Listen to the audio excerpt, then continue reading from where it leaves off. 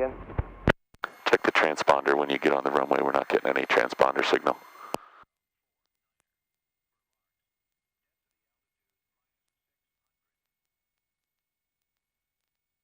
Gusty traffic use caution, 2 minutes until skydiving over the field. Skydiving over cross season, 2 minutes, 13,000 feet below. Look out. Aero clear, right wing, runway 1, flying at you. I think that's the plane that's, no, maybe not. So what's wrong with my transponder? No signal whatsoever when you came in crosswind or entered the pattern. I just took to Philly departure on 19.75. They had no problem.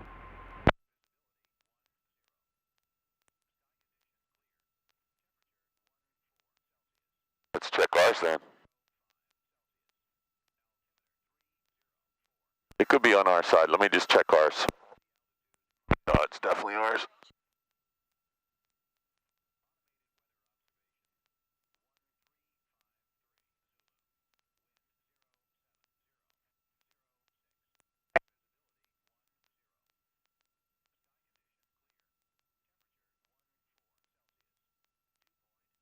Still not getting a signal.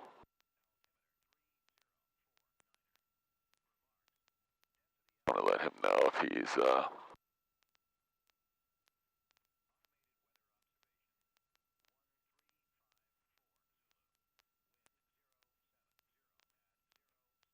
we don't have to do a run up or anything, just double check your after landing checklist.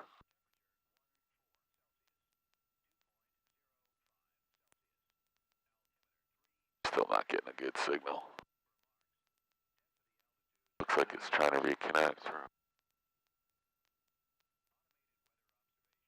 Off. Lights are good, trim wheel set.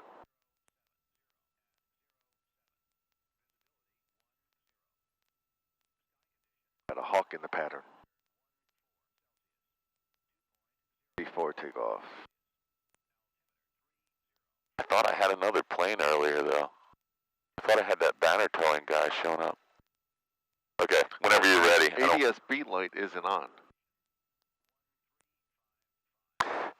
That sometimes won't come on until you get to tower altitude, yeah. But I'm picking up a couple guys right now, so. Okay, I don't want to interrupt what you're doing. Heading indicator, I just rechecked. Transponder 1200 and altitude. I'm good. Ready, Freddie? All set. Flight W traffic 62862 departing 1.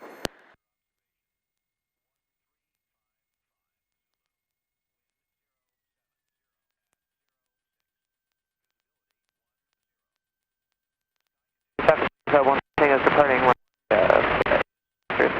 See where that guy went? You park in or? Back here. Okay.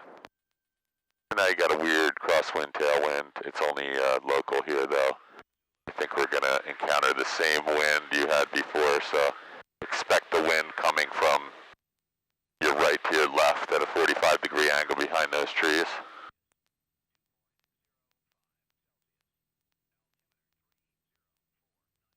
There you go. I can already feel that wind, so just a little right aileron. There you go. And just use those, switch over to 2345. use those trees as a goalpost.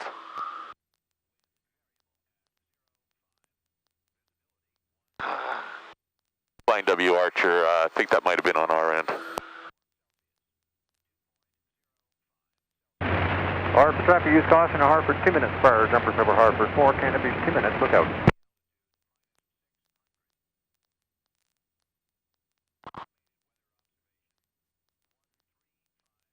Gusty traffic use caution. There's skydivers over the field right now. Skydiving over cross seas just east of the field. If you are in the area, do not overfly. So I'm just going to look out towards South Jersey. It looks like a flight at 2 just took off behind us. And I don't see the second one, but all right. Those guys are doing some kind of formation flying behind us. It's definitely 2 different aircraft.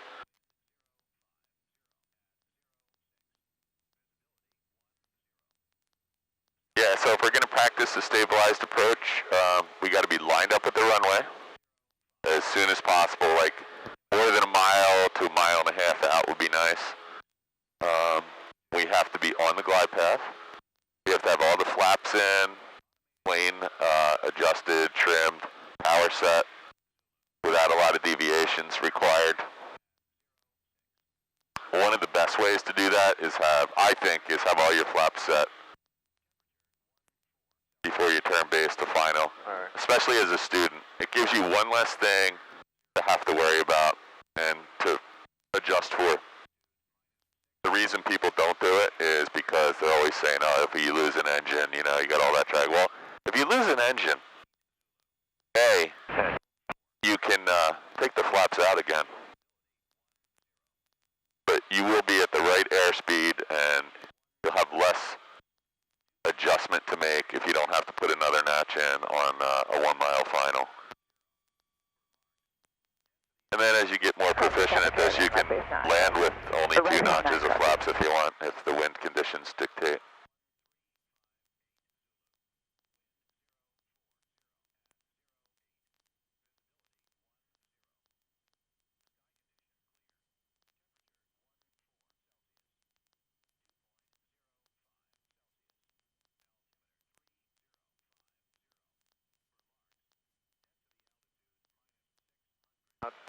Why?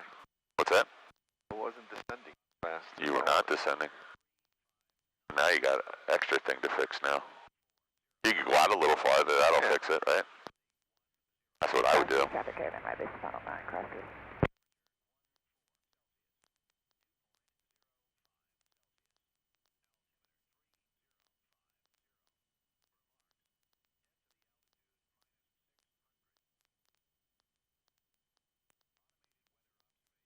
The Wawa.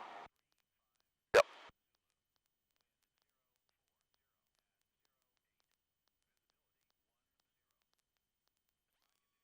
This looks pretty nice. I think you, if you keep that nose down, you're going to roll right out on a red and white light.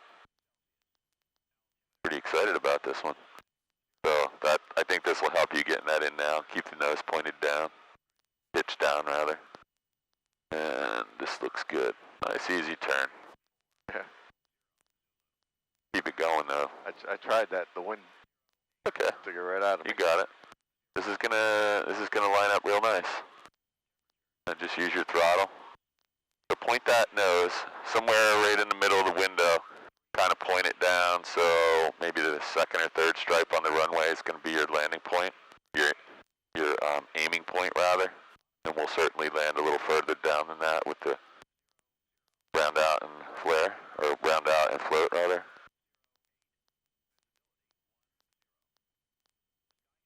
So we're at 17 and you have a headwind, so I would keep the nose down and at 100. Use caution, Harper, there are jumpers in here. Keep the nose down and at 100 RPMs, and I think that'll keep you on the glide path. So your aileron will help you to get right aileron to get back over the center line, and your rudder will help you to align the nose and tail of the plane with the center line once you get there. The wind is slightly variable, so expect that little wind vortices. Don't worry about it. Just a little bit of right rudder, or sorry, right aileron is going to get you back where you need to be. Start working the power back now, and keep the nose pointed down because we definitely don't want to go up. And now it's a little squirrely in here, so we're just going to real easy corrections, and then we'll try to get close to the runway. This time I'm going to grab the power again because we're about to stall at 15 feet, and we'll just try and re-land this thing on my wheel. There's all kinds of little wind down here. We're going to have to do a taxi back. We're a little bit short. Flaps, carb heat's off your plane. I'm not happy today. That's okay. You know what? So maybe the next time this happens, I'll let you use the throttle to re-land the plane, and I'm going to have my hand under your hand when we do it, just in case. But it's a very important technique if, you know, you're about to land and some big wind gust gets under your wing and all of a sudden you went from 2 feet back up to 10 feet and you think you're going to drop onto the runway when the gust dissipates. There's there's really only one thing to do, and that's add some power so we don't drop this thing 10 feet. And, yeah. Aside from damaging the plane, you probably could break your back or something, so I want to avoid that as well. So why don't we, let me see what it looks like at Hamilton, just in the event that it's like right down the runway over there. Give you a little bit of a break. So it is significantly down the runway. It's windy. It's 13 to 20, but it is right down the runway on runway 3 because it said it was coming out of 040, right? So you got to. We can check it again if you want. No, it looks good over at Hamilton. It's 10 minutes away if you want to jump over there and do 4 or 5. Let's do that. Also a wider runway. There's also nobody there, and